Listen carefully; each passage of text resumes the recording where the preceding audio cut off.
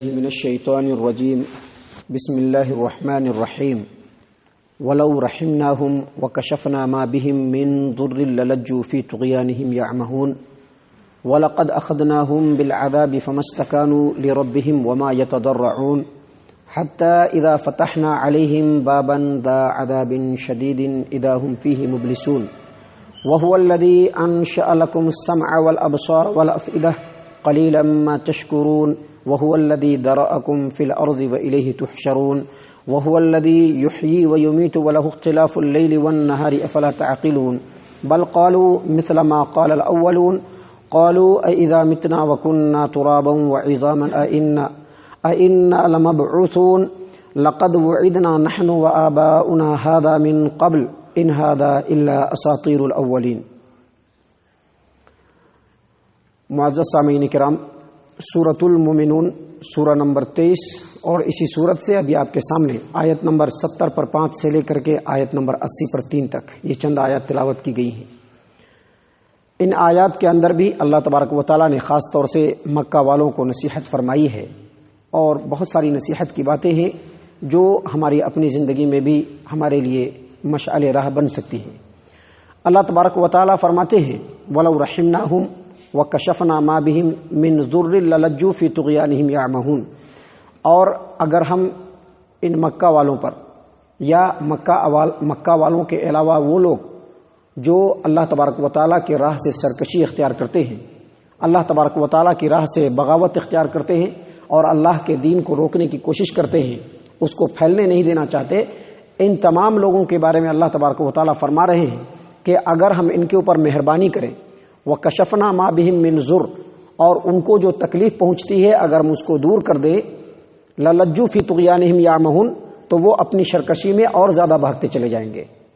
اللہ تبارک و تعالیٰ مزید آگے فرماتے ہیں وَلَقَدْ أَخَذْنَاهُمْ بِالْعَذَابِ، اور جب ہم نے مکہ والوں کو یعنی قریش مکہ کو، کفار مکہ کو جب ہم نے عذاب میں گرفتار کیا فَمَا اسْتَكَانُوا لِرَبِّهِمْ، تو وہ لوگ رب کے سامنے جھکے بھی نہیں، وَمَا يَتَضَرَّعُونَ، اور رب سے گریزاری بھی نہیں کی. دراصل ان آیات کے اندر اشارہ ہے اس واقعے کی طرف کہ جب اسلام اپنے بالکل ابتدائی مرحلے میں تھا تو اس وقت مکہ والوں نے، مکہ کے جو کفار تھے، قریش تھے، ان لوگوں نے مسلمانوں کو اس حد تک ستایا کہ مسلمانوں کے اوپر زندگی بالکل تنگ ہو گئی، جینا دشوار ہو گیا. تو نبی اکرم صلی اللہ علیہ وسلم نے اللہ تبارک و تعالیٰ سے ان کے حق میں بد دعا فرمائی، کہا کہ اللہ تبارک و تعالیٰ ان لوگوں کے اوپر ویسے ہی 7 سال ان لوگوں کے اوپر ڈال دے جو یوسف علیہ السلام کے زمانے میں، یعنی یوسف علیہ السلام کے زمانے میں جو 7 سال بالکل سوکھا پڑ گیا تھا، قحط سالی آ گئی تھی، اللہ تبارک و تعالیٰ بالکل اسی طرح کا 7 سال ان کے اوپر بھی مسلط کر دے. اللہم اعنی علیہم کسبع، اللہم اعنی علیہم بسبع کسبع یوسف. صحیح البخاری کتاب التفسیر باب سورۃ الروم کے اندر یہ پورا واقعہ ہے کہ اللہ تبارک و تعالیٰ کے رسول صلی اللہ علیہ وسلم نے ان کے حق میں بد دعا فرمائی. اللہ نے بد دعا قبول کر لی اور سوکھا پڑ گیا، پانی بارش ہونا بالکل بند ہو گیا، اور باہر سے غلہ آنا بھی بند ہو گیا، اور مکہ کے لوگ بھوکوں مرنے لگے، یہاں تک کہ مردے، ہڈی، خون، اس طرح کی چیزوں کو ان لوگوں نے کھانا شروع کر دیا، اور اس کے باوجود بھوک نہیں مٹتی تھی. اس قدر کمزور اور لاغر اور دبلے ہو گئے کہ جب ان لوگوں کی نظر آسمان میں اٹھتی تو دھواں دھواں نظر آتا تھا. یہ واقعہ قرآن کریم کے اندر کئی جگہ پہ، خاص طور سے سورۃ الدخان کے اندر اس کی طرف اللہ تبارک و تعالیٰ نے بہترین انداز میں اشارہ کیا ہے کہ ان لوگوں کا جب یہ حال ہوا تو ابو سفیان محمد صلی اللہ علیہ وسلم کے پاس آئے، اور اس نے محمد صلی اللہ علیہ وسلم سے کہا کہ آپ تو رشتہ داریوں کو جوڑنے کی بات کرتے ہیں، آپ رشتہ داریوں کو جوڑنے کی بات کرتے ہیں، آپ ہمارے اپنے ہیں، ہم آپ کے قوم کے لوگ ہیں، دیکھیے ہم لوگ بھوکے مر رہے ہیں، آپ اللہ تبارک و تعالیٰ سے دعا کر دیجئے. اللہ تبارک و تعالیٰ سے محمد صلی اللہ علیہ وسلم نے ان کے حق میں پھر دعا فرمائی، ان لوگوں کی قحط سالی اور سوکھا دور ہو گیا، اور پھر سے وہ لوگ خوشحال ہو گئے، اور خوشحال ہونے کے بعد پھر ان دنوں کو وہ لوگ بھول گئے، اور بھولنے کے بعد پھر مسلمانوں کو ستانا شروع کر دیا. اللہ تبارک و تعالیٰ نے اگلی آیت کے اندر فرمایا حتی اذا فتحنا علیہم بابا ذا عذاب شدید اذا ہم فیہ مبلسون. جب ان لوگوں نے پھر سے وہی رویہ اختیار کیا تو ہم نے ان کے اوپر عذاب کا دروازہ کھول دیا. لگاتار ان کے اوپر اللہ کی پکڑ آتی رہی. اور ان کے اوپر اللہ کی پکڑ کیسے آئی؟ مسلمانوں کو اللہ تبارک و تعالیٰ نے رستہ دیا، مکہ سے یہ لوگ مدینہ گئے، وہاں پر جا کر کے بالکل مضبوط ہوئے۔ پہلی لڑائی جو غزوہ بدر کی تھی، جس میں 1000 کی تعداد ان کی اور 313 کی تعداد مسلمانوں کی، اس کے باوجود اللہ تبارک و تعالیٰ نے مسلمانوں کی مدد کی اور ان کے اوپر بے شمار پھٹکار اللہ تبارک و تعالیٰ نے دیا۔ یہاں سے ان لوگوں کی گرفتاری کا سلسلہ شروع ہوا، یہاں سے ان کے اوپر مار پڑنا شروع ہوا اور یہ لگاتار ان کے اوپر مار پڑتا رہا۔ اللہ فرما رہے ہیں یہاں پر کہ حتی اذا فتحنا علیہم بابا ذا عذاب شدید اذا ہم فیہ مبلسون، جب ان کی گرفتاری پہ گرفتاری ہونی شروع ہو گئی، لگاتار مسلمانوں کی طرف سے ان کو چوٹ ملنا شروع ہوا، لگاتار ان کی طاقت کمزور ہوتی چلی گئی، مسلمان مضبوط ہوتے چلے گئے، تو یہ لوگ مایوس ہو گئے۔ اور کیسی مایوسی؟ یہ مایوسی ذرا دوسرے ٹائپ کی۔ اللہ نے یہاں پر جو لفظ استعمال کیا ہے وہ مبلسون، مبلسون یہ بلس سے ہے، عربی لفظ ہے یہ۔ بلس کا مطلب ہوتا ہے کہ غم کی وجہ سے مایوس ہو جانا، اور جب مایوس ہو جائے تو اس کے بعد غصہ ہو جانا۔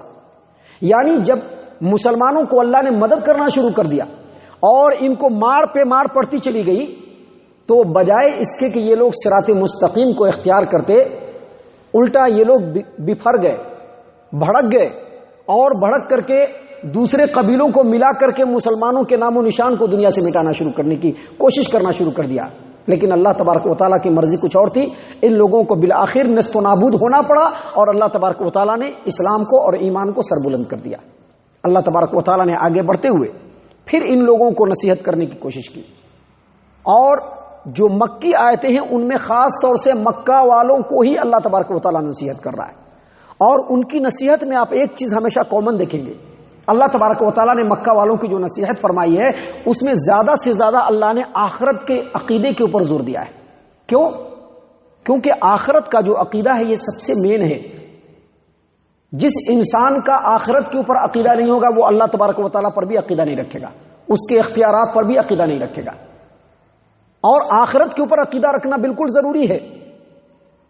اللہ تبارک و تعالیٰ یہاں پر مکہ والوں کو وصیت اور نصیحت کرتے ہوئے کہہ رہے ہیں وَهُوَ الَّذِي أَنشَأَ لَكُمُ السَّمْعَ وَالْأَبْصَارَ وَالْأَفْئِدَةَ قَلِيلًا مَا تَشْكُرُونَ۔ دیکھو مکہ والوں، اور مکہ والوں کے بعد قیامت تک کے آنے والے لوگوں دیکھو، وہی وہ اللہ تبارک و تعالیٰ ہے جس نے تم کو کان دیا ہے، تم کو آنکھ دیا ہے، تم کو دل دیا ہے، وہی وہ اللہ تبارک و تعالیٰ۔ لیکن تم بہت کم شکریہ ادا کرتے ہو۔ کیا مطلب یہ کہ اللہ نے کان تم کو بھی دیا، آنکھ تم کو بھی دیا، دل تم کو بھی دیا، اور یہی چیز اللہ نے جانوروں کو بھی دیا ہے۔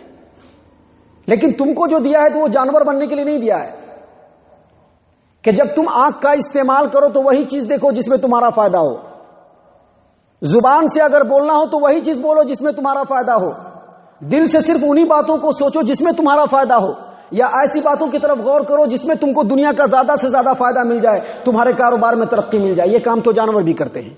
اللہ نے تمہارے اندر جانور سے زیادہ طاقت دیا ہے، جو صلاحیت ہے جانور کے اندر ہے اس سے زیادہ صلاحیت اللہ نے تم کو دیا ہے۔ جانور بھی یہی کام کرتے ہیں، اپنے فائدے کی چیز دیکھ کر کے کھا لیتے ہیں، اپنے فائدے کی چیز جدھر نظر آئی اور جدھر خوشبو سونگا بس ادھر نکل گئے۔ لیکن اللہ نے تم کو جب آنکھ دیا ہے تو آنکھ سے اپنے فائدے کی چیز بھی دیکھو، اور ساتھ ہی ساتھ کائنات کے اندر جو اللہ تبارک و تعالیٰ کی جو نشانیاں بکھری پڑی ہیں اس کو بھی دیکھو۔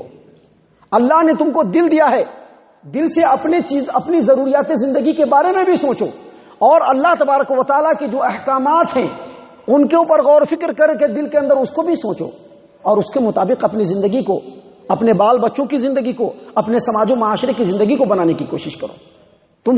تم جانور نہیں ہو، تم اللہ تبارک و تعالیٰ نے تم کو اشرف المخلوقات بنایا ہے، لیکن اس کے باوجود تم نے ان چیزوں پر غور نہیں کیا اور صرف اپنی دنیاوی زندگی کے فائدے میں اپنی ساری زندگی کھپا دیا۔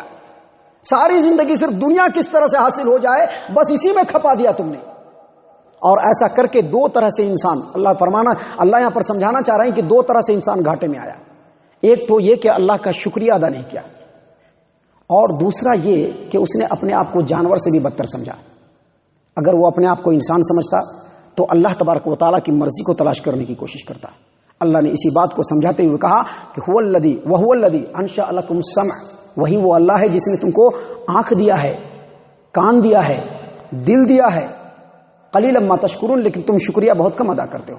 وَهُوَ الَّذِي يُحْيِي وَيُمِيتُ وَهُوَ الَّذِي ذَرَأَكُمْ فِي الْأَرْضِ وَإِلَيْهِ تُحْشَرُونَ، وہی وہ اللہ ہے جس نے ایک انسان سے ایک نفس سے پوری دنیا کو بسا دیا، دنیا میں انسانوں کو پھیلا دیا صرف آدم سے، اور یہ سلسلہ قیامت تک چل رہا ہے۔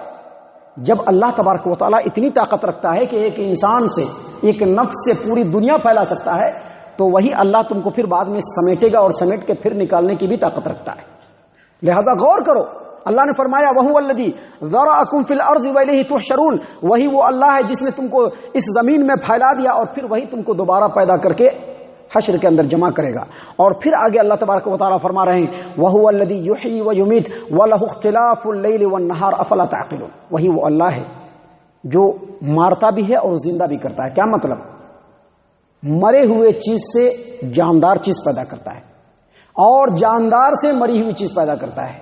بہت زیادہ دور جانے کی ضرورت نہیں، انسان اپنے آپ کو دیکھ لے۔ انسان کا جو نطفہ ہے جس سے دوسرا انسان پیدا ہوتا ہے وہ کس چیز سے بنتا ہے؟ ساگ سبزی، مری ہوئی چیز کو انسان کھاتا ہے، بے جان چیز کو انسان کھاتا ہے اور کھا کر کے اس کا نطفہ پیدا ہوتا ہے، اور پھر اسی نطفے سے پروسیجر کے ساتھ جب وہ نطفہ عورت کے رحم میں جاتا ہے تو پھر ایک زندہ جیتا جاگتا انسان پیدا ہو جاتا ہے۔ تو اللہ مردے سے زندہ کو پیدا کرتا ہے اور زندے سے مردہ کو پیدا کرتا ہے۔ اللہ تبارک و تعالیٰ اندھیرے سے اجالے کو نکالتا ہے اور پھر اسی اجالے کو اندھیرے میں اللہ تبارک و تعالیٰ ڈال دیتا ہے۔ یہ دیکھیے ابھی رات ہے، اب یہاں سے دھیرے دھیرے اسی اندھیرے سے اللہ تبارک و تعالیٰ روشنی فراہم کرے گا اور پھر یہی روشنی دھیرے دھیرے اندھیرے میں جا کر کے مدغم ہو جائے گی۔ وہی اللہ تبارک و تعالیٰ ہے کہ دن اور رات آنا جانا ہو رہا ہے، کبھی دن بڑا ہو جا رہا ہے، کبھی رات چھوٹی ہو جا رہی ہے، کبھی رات بڑا ہو جا رہا ہے، دن چھوٹا ہو جا رہا ہے۔ یہ سب اللہ تبارک و تعالیٰ کا نظام ہے۔ سائنٹیفک اعتبار سے جو سائنس ہوتا ہے اس اعتبار سے یہ جو سورج ہے، یہ جو ہماری زمین ہے، یہ زمین دو طریقے سے گردش کرتی ہے۔ ایک یہ کہ 24 گھنٹے میں ایک بار سرکولیٹ کرتا ہے، 24 گھنٹے میں ایک بار، تو دن اور رات ہو جاتا ہے۔ دوسرا، یہی زمین سورج کے ارد گرد ایک سال میں 66.5 کا زاویہ بنا کر کے ایک بار ایک سال میں گردش کرتا ہے۔ اس دو گردش سے دن اور رات بھی آتے ہیں، موسم کی بھی تبدیلی بھی ہوتی ہے، دن اور رات چھوٹا بھی ہوتا ہے۔ تو جو اللہ تبارک و تعالیٰ اس قدر قدرت رکھتا ہے، زمین جیسی بڑی چیز کو اللہ تبارک و تعالیٰ نے اپنے لیے مسخر کر دیا ہے کہ وہ اللہ کے حکم سے گھوم رہا ہے۔ زمین کے علاوہ بڑے بڑے سیارے اللہ کے حکم سے گھوم رہے ہیں، کوئی آگے پیچھے نہیں ہو رہا ہے۔ جو اللہ اتنا قدرت رکھتا ہے تو کیا تم کو پیدا کر کے پھر تم کو مار کر کے تم کو دوبارہ زندہ نہیں کر سکتا ہے؟ اللہ تبارک و تعالیٰ نے ان تمام نشانیوں کو بیان کرنے کے بعد آخر میں کہا بل قالوا مثل ما قال الاولون، اے مکہ والو ان تمام باتوں کو غور و فکر کرنے کے بعد بھی تم نے وہی کہا جو پچھلے لوگ کہتے تھے۔ عرب کے جو بدو لوگ ہوتے تھے، عربی لوگ ہوتے تھے، وہ مکہ والوں سے پوچھتے تھے آ کر کے کہ یہ جو نبی ہوئے یہ کیا کہتے ہیں؟ کہا کیا ابھی نہیں بولتے ہیں، بس پچھلے زمانے میں جو لوگ بولتے چلے آئے وہی بول رہے ہیں۔ پچھلے زمانے میں جو لوگ پہلے سے بولتے چلے آ رہے ہیں وہی بول رہے ہیں۔ ان کی کتاب کو اٹھا کر کے دیکھو، بس پچھلے لوگوں کی داستانی تم کو نظر آئے گی۔ اللہ تبارک و تعالیٰ نے یہاں پر کہا کہ جب نبی نے وہی بات کہی جو پچھلے لوگوں نے کہی، کیوں کہی؟ کیونکہ تمام نبیوں کی تعلیمات ایک ہی ہے۔ تو نبی نے وہی بات کہا جو پچھلے نبی نے کہا، لیکن تم نے بھی وہی کہا جو تمہارے باپ دادا نے کہا۔ تمہارے باپ دادا کے پاس جب نبی آتے تھے اور ان کو جب آخرت کی عقیدے کے اوپر ایمان رکھنے کی دعوت دیتے تھے تو کیا کہتے تھے کہ کیا بات کرتے ہو یار، مر جائیں گے، ہمارے جسم جو ہے وہ مٹی میں مل جائیں گے، ہڈی جو ہے ہمارا سڑ گل جائے گا، پھر دوبارہ رب العالمین ہم کو اٹھائے گا۔ جیسا ان لوگوں نے کہا ویسا تم نے بھی کہا۔ تم نے کوئی نئی بات دلیل سے نہیں کی، تم نے قرآن کو دلیل سے کاٹنے کی کوشش نہیں کی، نبی کی بات کو دلیل سے رد کرنے کی کوشش نہیں کی، بس تمہارے باپ دادا نے جو کہا بس وہی تم کہتے چلے آ رہے ہو۔ اللہ نے اسی بات کو یہاں پر اشارہ کرتے ہوئے کہا بل قالوا مثل ما قال الاولون، تم لوگوں نے بھی وہی کہا جو پہلے لوگوں نے کہا۔ ان لوگوں نے کہا کہ جب ہم لوگ مر جائیں گے، ہم لوگ ہڈی ہو جائیں گے، مٹی ہو جائیں گے، تو کیا ہم دوبارہ اٹھائے جائیں گے؟ لقد وعدنا نحن وآباؤنا هذا من قبل ان هذا الا اساطير الاولين، یہی بات ہم لوگوں سے بھی کہی جا رہی ہے، یہی بات ہمارے آباء و اجداد سے بھی کہی جا رہی ہے، یہ قرآن بالکل پرانی قصے کہانی کی چیز ہے۔ تو اللہ نے ان کے رد میں کہا کہ جس طرح سے تمہارے باپ دادا نے گمراہی کو اختیار کیا، تم بھی اسی گمراہی کو اختیار کر رہے ہو۔ آگے اور بھی باتیں ہیں جو اللہ تبارک و تعالیٰ نے مکہ والوں کی نصیحت کے لیے پیش فرمائی ہے۔ اللہ تبارک و تعالیٰ ہم تمام کو ان آیات کے اوپر غور فکر اور تدبر کرنے کی توفیق عنایت فرمائے۔